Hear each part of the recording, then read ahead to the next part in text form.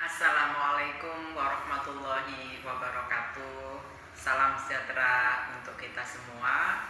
Kembali bertemu dengan Jala Storia Indonesia, menjala cerita, memberikan makna. Pada kesempatan kali ini, karena masih di bulan Syawal, saya Nini Rahayu, Direktur Eksekutif Jala Storia Indonesia, ingin menyampaikan minal aidin wal faizin.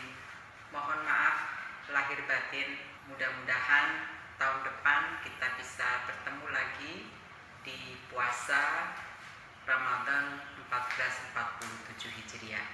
Kawan-kawan sekalian, kesempatan podcast kali ini saya ingin menyampaikan seputar kekerasan dalam rumah tangga.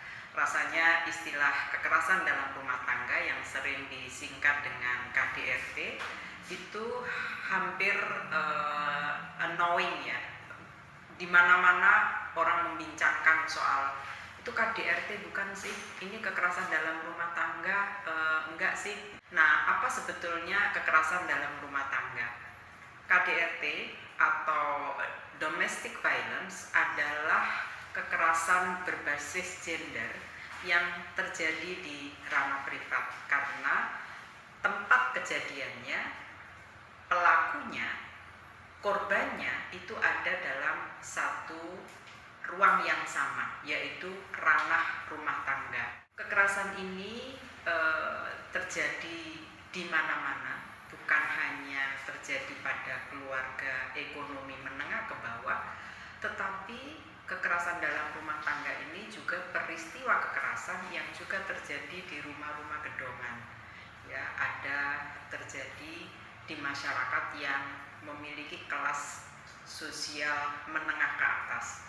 Jadi kalau ada yang mengatakan bahwa KDRT itu identik dengan kemiskinan, kekerasan rumah tangga itu identik dengan pendidikan yang rendah, tidak sepenuhnya benar. Kenapa? Karena kekerasan ini adalah kekerasan berbasis gender. Artinya ada cara pandang yang memang selalu memposisikan dan mengkondisikan perempuan sebagai kelompok kedua, kelompok yang berbeda, dibedakan, termasuk dalam relasi di dalam rumah tangga. Padahal pelaku dan korban ini punya relasi yang sangat kuat ya. Ada yang hubungannya pasangan suami istri, jadi yang melakukan kekerasan bisa suami kepada istri, bisa istri kepada suami, meskipun dari data-data yang ada yang dikumpulkan lebih banyak yang menjadi pelaku adalah suami dan yang menjadi korban adalah istri. Siapa lagi kira-kira dalam lingkup rumah tangga yang juga potensial menjadi korban KDRT? Anak atau keluarga semenda atau keluarga yang tinggal dalam satu rumah, bisa pekerja rumah tangga, nenek, bibi, kakak, tante yang memang tinggal dalam satu rumah. Relasi personal dalam rumah inilah potensial menjadi korban KDRT ketika relasi gendernya menempatkan ada yang lebih tinggi dan ada yang di bawah. Kekerasan dalam rumah tangga ini salah satu bentuk kekerasan yang terjadi pada perempuan. Dulu kalau kita bilang sejarah sebelum lahirnya Undang-Undang Nomor 23 Tahun 2004 tentang penghapusan kekerasan dalam rumah tangga, ketika pertama kali undang-undang ini ditetapkan, banyak sekali penolakan. Mengapa ada penolakan? Karena menganggap rumah tangga itu adalah rumah yang paling ideal untuk keamanan siapapun yang tinggal di dalamnya. Istri merasa aman, anak merasa aman, suami merasa aman, pekerja rumah tangga yang tinggal di situ juga merasa aman. Tidak ada prasangka, tidak ada asumsi, tidak ada opini, tidak ada dugaan bahwa orang yang menetap dalam satu rumah tangga akan mengalami kekerasan dan pelakunya adalah orang-orang yang mendapatkan kepercayaan hidup bersama-sama dalam rumah tangga itu. Jadi saudara-saudara bisa bayangkan begitu tingginya kepercayaan yang diberikan antara satu dengan yang lain, ternyata kepercayaan untuk saling menghormati, saling memahami, saling mendengarkan, saling berbagi itu tidak terjadi. Kenapa? Karena ada relasi gender tadi. Jadi ketika kekerasan berbasis gender karena menempatkan yang satu lebih tinggi, yang satu disubordinasi, maka salah satu bentuk yang muncul adalah kekerasan. Nah, sehingga ketika pertama kali dikenali ternyata rumah yang ideal, rumah yang dibangun dengan kepercayaan yang sangat tinggi bahwa semua yang tinggal di rumah itu punya kontribusi baik terhadap kehidupan rumah tangga, dan itu tidak terjadi, maka waktu itu ketika undang-undang ini akan disahkan banyak sekali penolakan. Nggak mungkinlah orang yang dicinta tiba-tiba menyakiti. Tidak mungkinlah orang yang disayang itu menyakiti. Janganlah membuat undang-undang yang justru mencerai-beraikan orang-orang yang ada dalam satu lingkup privat yang saling menyayangi dan saling mengasihi. Jadi begitu tinggi penolakan karena semua orang menggunakan nilai-nilai umum bahwa rumah tangga adalah tempat paling ideal untuk mendapatkan rasa aman, rasa nyaman tanpa kekerasan dan lain-lain. Nah, sayangnya data dan fakta memperlihatkan lain. Angka kekerasan terhadap perempuan di ranah privat jumlahnya justru tertinggi dibandingkan bentuk-bentuk kekerasan terhadap perempuan lainnya, seperti kekerasan di ranah publik, ya, kekerasan misalnya atasan dan bawahan, nilai perkosaan misalnya, atau KDP, kekerasan di masa pacaran, kekerasan di ranah negara yang pelakunya adalah aparat negara atau pembiaran oleh aparatur negara. Ini angkanya masih jauh tertinggal dengan angka kekerasan dalam rumah tangga. Nah, data dan fakta inilah yang kemudian menjadi background kenapa kemudian para pemangku kepentingan, terutama lembaga legislatif dan presiden di bawah kepemimpinan Presiden Ibu Megawati Soekarno Putri, Undang-Undang Nomor 23 Tahun 2004 disahkan.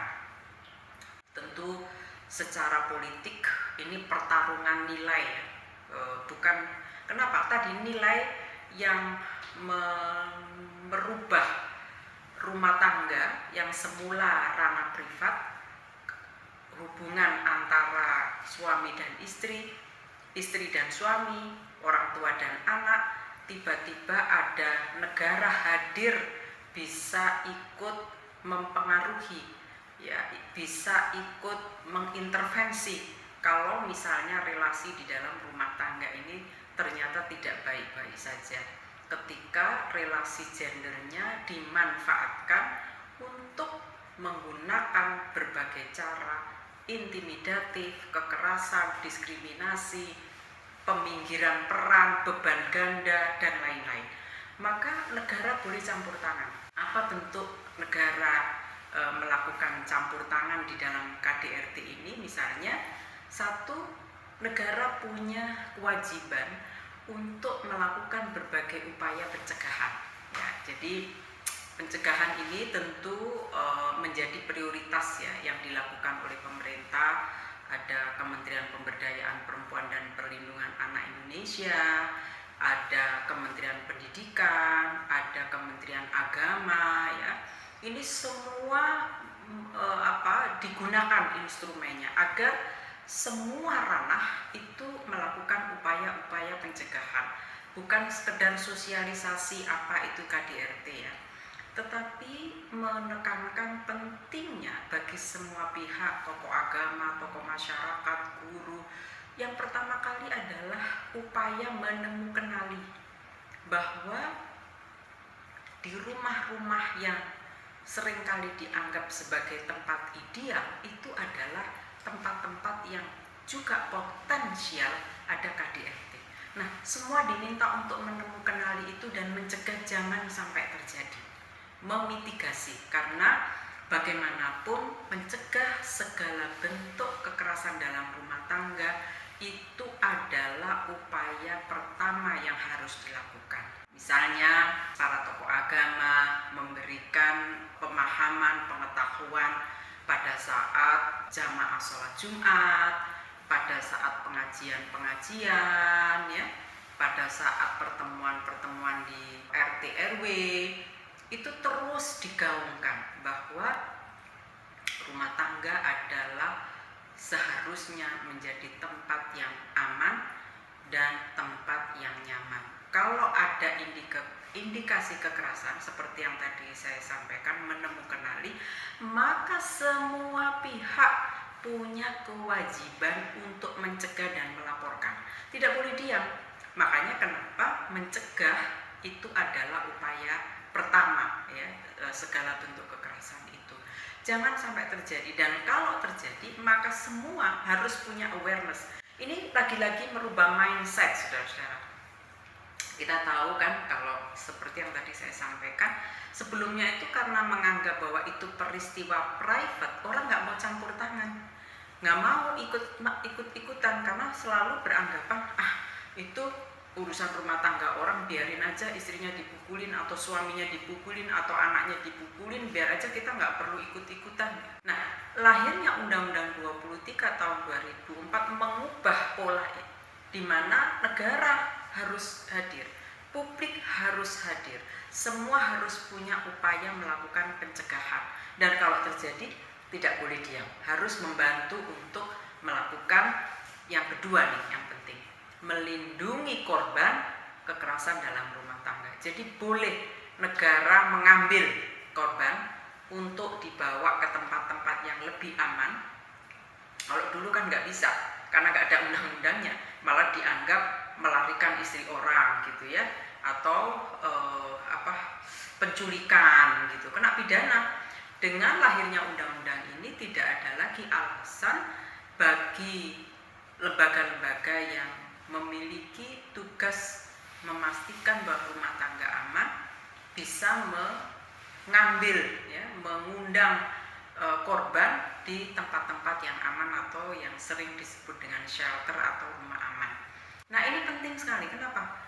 Jadi selain mencegah, yang kedua ini yang paling utama, melindungi korban. Karena korban KDRT ini korban yang dalam banyak pengalaman pendampingan yang saya lakukan memiliki kerentanan lebih dibandingkan bentuk kekerasan yang lain. Mengapa? Karena hubungan pelaku dan korban itu adalah lingkup privat. Ada dalam satu rumah yang relasinya secara langsung pasti punya stratifikasi, punya relasi yang memang sejak awal secara sosial itu tidak sama, secara hukum bahkan diatur tidak sama. Coba bayangkan, di Undang-Undang Perkawinan nomor 1 tahun 74, laki-laki adalah kepala keluarga, ibu adalah ibu rumah tangga. Jadi bisa dibayangkan, satu kepala, satu anggota rumah tangga ini memberikan posisi yang tidak sama. Nah, ini yang juga ikut memicu, ya. Lalu di sosial yang tadi saya sebut relasi gender itu jarang sekali ya ada pemahaman bahwa dalam hubungan suami istri itu mestinya ada hubungan yang equal, kesalingan gitu ya, saling menghormati, saling menyayangi, saling mendengarkan. Yang lebih banyak terjadi itu adalah pemimpin dan anggota, maka semuanya harus mengikuti yang mimpin ini. Yang mimpin maunya ke sana, kalau anggotanya bilang ke sini ribut gitu kan. Coba kalau ini dibuat kesalingan, kita ke sana, boleh nggak ke sini bentar terus nanti ke sana, itu kan beda ya. Nah, tapi kalau ini perintah dan ini anak buah, ini maka seringkali memicu. Maka saudara-saudara sekalian, tujuan dari undang-undang ini dibuat, yang pertama adalah mencegah, yang kedua melindungi korban, yang ketiga nih yang juga penting, menindak pelaku.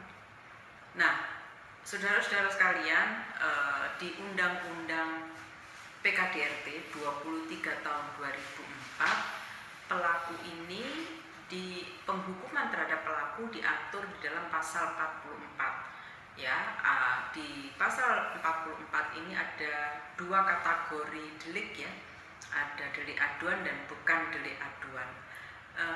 Mengapa menindak pelaku kekerasan ini penting? Saudara-saudara sekalian, yang namanya kekerasan itu seperti lingkaran ya. Seringkali karena relasinya yang sangat dekat tadi ya, suami istri ya, itu kan relasi yang sangat dekat, apalagi atau anak dengan bapak itu kan relasinya sangat dekat ya. Ibu dengan anak itu kan relasinya sangat dekat. Jadi kalau ada kekerasan, memutus mata rantainya itu tidak mudah. Ya, kadang-kadang dirayu, dibujuk, dikasih apa begitu akan kemudian damai lagi.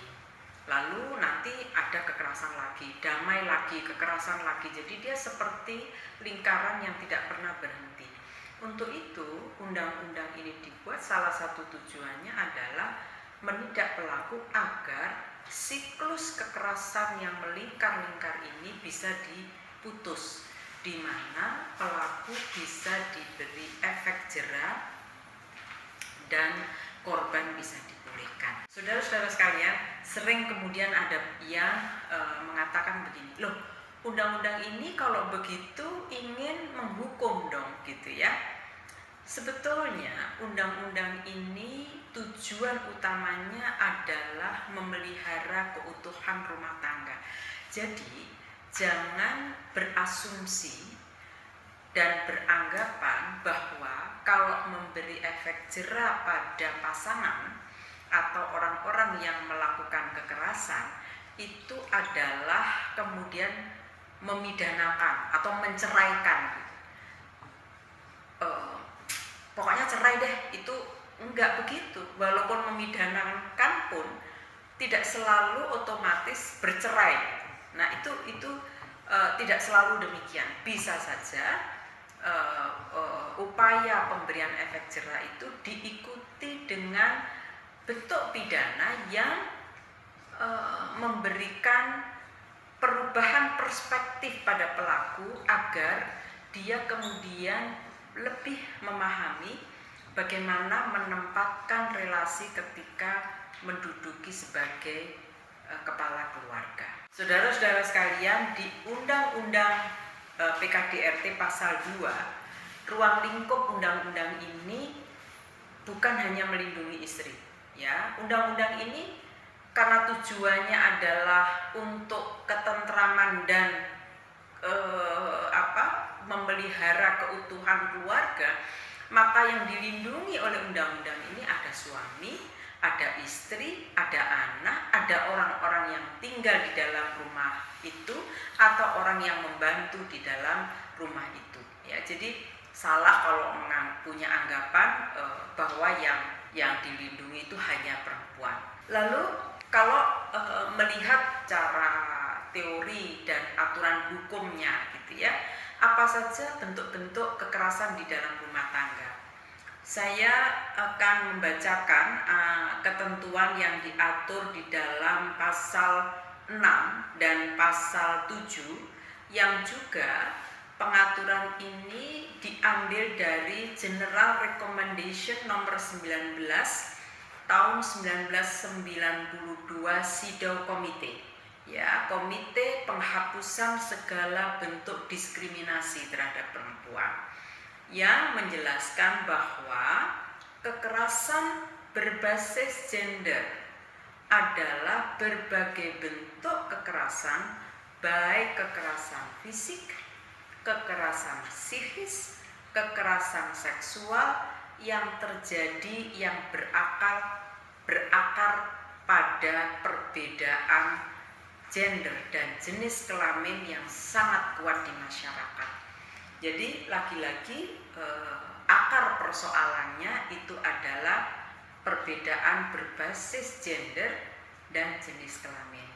Di dalam Undang-Undang PKDRT di pasal 6 itu mengatur kekerasan fisik, lalu kekerasan psikis diatur di dalam pasal 7, lalu pasal 8 mengatur tentang kekerasan seksual, dan pasal 9 mengatur penelantaran rumah tangga. Jadi kalau tanya bentuknya, pasal 6, pasal 7, pasal 8, pasal 9, kekerasan fisik, kekerasan psikis, kekerasan seksual, dan penelantaran rumah tangga.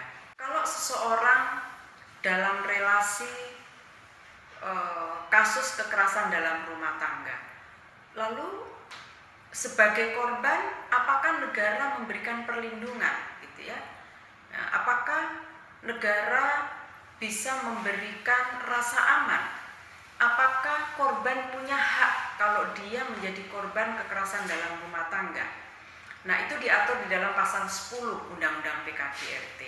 Yang pertama, korban tentu punya hak untuk mendapatkan perlindungan dari pihak keluarga, karena dari keluarga yang terdekat yang dia percaya, ya.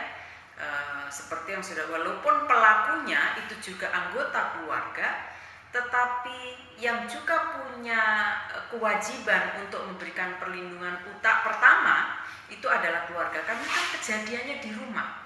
Seringkali orang luar ini nggak tahu, karena ada di dalam rumah yang sangat tertutup itu.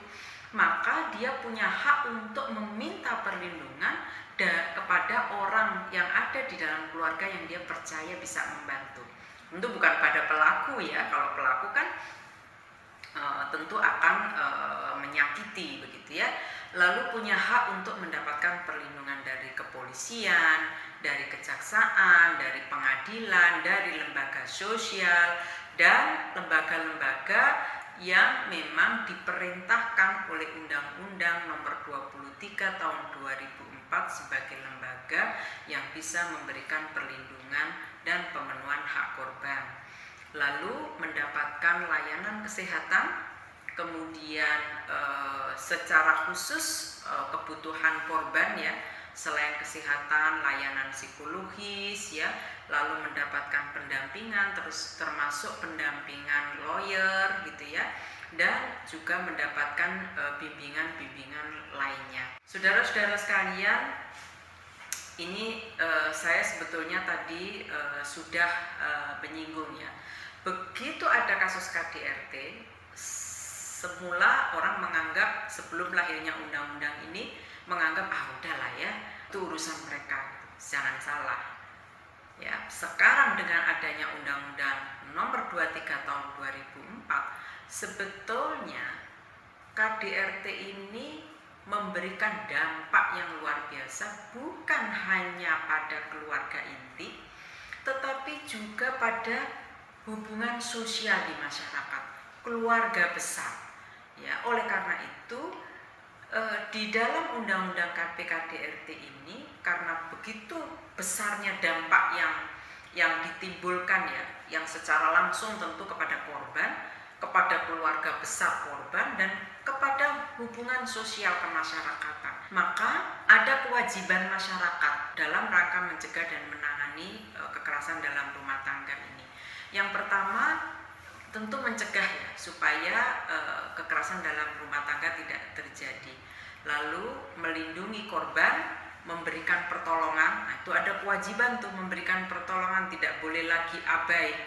Dan ini yang terpenting, membantu pengajuan permohonan penetapan perlindungan. Jadi kalau tadi saya singgung, korban punya hak untuk keluar dari rumah itu dan dilindungi oleh negara. Jadi orang-orang yang terdekat, ya, tetangga segala macam yang memiliki kemampuan itu bisa membantu pengajuan penetapan perlindungan kepada institusi kepolisian terdekat. Jadi dilaporkan sekaligus minta supaya ada perintah perlindungan. Nanti polisi yang mengajukan ke pengadilan. Nah, ini kenapa penting? Karena korban ketika dia menjadi korban KDRT seringkali tidak mampu lagi melakukan itu semua. Maka coba bayangin, Kalau sampai luka fisik dan lain-lain, kan tentu memerlukan pertolongan dan pendampingan ke rumah sakit, ya kan? Ke polisi minta surat pengantar visum, ya, atau dia kan tidak mungkin lagi kembali ke tempat semula, maka butuh shelter. Nah itu tadi minta surat pengantar dari kepolisian atau ke lembaga-lembaga layanan agar dia mendapatkan tempat yang aman gitu ya. Memang di beberapa negara ada praktek-praktek yang berbeda ya. Kalau di Indonesia sesuai dengan Undang-Undang PKDRT itu prosedurnya minta kepada kepolisian agar mengajukan penetapan perlindungan ke pengadilan. Di Afrika Selatan kepolisian itu bisa secara otomatis mengeluarkan surat yang meminta agar pelaku ini berjarak gitu dari korban. Jadi tidak boleh mendekat ke korban. Pelaku itu ini sebelum sidang ya. Jadi begitu dia lapor lalu dilakukan assessment oleh LSM gitu. LSM-nya itu bertempat satu gedung dengan lembaga pengadilan begitu ya. Lalu setelah konsultasi selama proses pengajuan ke proses hukum itu bisa meminta kepada kepolisian mengeluarkan surat perintah agar pelaku tidak mendekat pada korban dengan memasang gelang gitu ya di kaki atau lupa saya di tangan atau di kaki. Jadi begitu kira-kira jarak misalnya 2 meter pelaku akan mendekati korban, alat itu kan bunyi sehingga dia tidak bisa mendekat kepada korban. Nah, ini sebetulnya dimaksudkan apa? Dimaksudkan untuk melindungi karena terkadang seperti yang tadi saya sampaikan siklus kekerasan itu bisa berputar gitu ya. Apalagi yang seringkali terjadi ini pengalaman saya melakukan pendampingan adalah dalam kekerasan dalam rumah tangga. Jadi biasanya misalnya hari ini korban dipukuli gitu ya, besok gitu suaminya datang kemudian merayu kembali, ya kamu punya anak kecil gini, tolong saya jangan dilaporkan dong gini. Nah kadang begitu atau kadang suaminya datang dengan membawa ancaman yang lebih berat. Nah itulah kenapa tadi sampai ada perintah perlindungan dan kenapa perlu meminta tinggal di shelter dan menjauh dari pelaku atau tempat-tempat yang potensial didatangi pelaku. Nah ini penting sekali, maka kenapa di dalam Undang-Undang PKDRT itu juga memberikan kewajiban bukan hanya kepada negara, pemerintah, tetapi juga masyarakat ikut andil, membantu, memitigasi, mencegah, dan ikut menangani tadi ya, membantu melapor, membantu ke rumah sakit, ya, membantu ke lembaga-lembaga layanan, ada UPTD PPA, ada forum pengada layanan, ya, lembaga-lembaga sosial berbasis komunitas itu banyak sekali yang melakukan pendampingan. Dan kalau lintas wilayah atau di pusat itu ada PPT, ada UPPA di kepolisian, itu semua adalah tempat-tempat yang membantu untuk melakukan penanganan. Saudara-saudara sekalian, kita melihat banyak peristiwa korban KDRT itu biasanya tidak tunggal ya. Ini dampak yang cukup serius. Selain yang mengalami kekerasan itu istrinya begitu ya, tidak menutup kemungkinan dampak berikutnya adalah anak-anak gitu. Karena istri terluka dan lain-lain, anak-anak ikut terlantar atau bahkan anak-anaknya sendiri juga mengalami kekerasan secara langsung dari pelaku gitu ya. Anak bisa dapat cedera, bisa dapat cemooh dari teman, dan situasi di dalam rumah tangga menjadi tidak tentram ya. Anak selalu terpapar dengan berbagai bentuk kekerasan, ini dampak yang sangat serius. Nah, oleh karena itu sebagai upaya mitigasi, pencegahan menjadi sangat penting, terutama kepada orang orang-orang yang ada di rumah yang potensial menjadi pelaku, untuk secara terus-menerus dilakukan upaya-upaya penguatan perspektif bahwa meskipun kepala keluarga gitu ya, meskipun pencari nafkah misalnya ya, tetap harus memperlakukan orang-orang yang ada di dalam rumah tangga itu sebagai mitra, sebagai pasangan gitu ya, bukan sebagai orang yang diposisikan lebih rendah ya. Jadi ini penting sekali. Nah, oleh karena itu ada tugas dan tanggung jawab yang tidak mudah memang, karena tadi ya lokusnya di dalam rumah, pelakunya orang yang bisa dipercaya, maka memerlukan kontribusi banyak pihak, bukan hanya pemerintah tapi juga masyarakat dan para tokoh agama. Kalau situasi sekarang sebetulnya dengan diberlakukannya sejak tahun 2004 ini berarti sudah 21 tahun ya. Bagaimana gambaran angka kekerasan dalam rumah tangga? Saya mencoba melihat catatan tahunan Komnas Perempuan ya. Angkanya itu terus meningkat ya, dari seluruh bentuk-bentuk kekerasan ranah rumah tangga ini jumlahnya tertinggi dibandingkan yang lain. Seperti yang tadi saya katakan, 75,4% paling tinggi dibandingkan kekerasan di ranah publik ya maupun di ranah negara, dan tertinggi itu adalah kekerasan fisik, 4.783 kasus.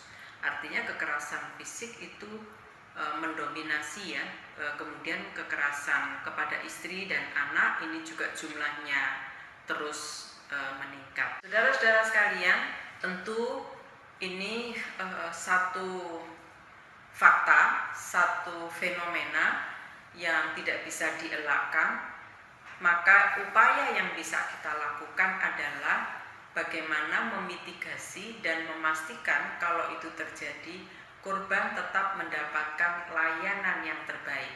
Karena layanan kepada korban, apakah itu layanan kesehatan, layanan pemulihan, layanan pengungkapan kebenaran melalui proses hukum, ketika itu diperoleh secara utuh ya, tanpa diskriminatif, itu akan sangat membantu ketidakberulangan peristiwa yang sama.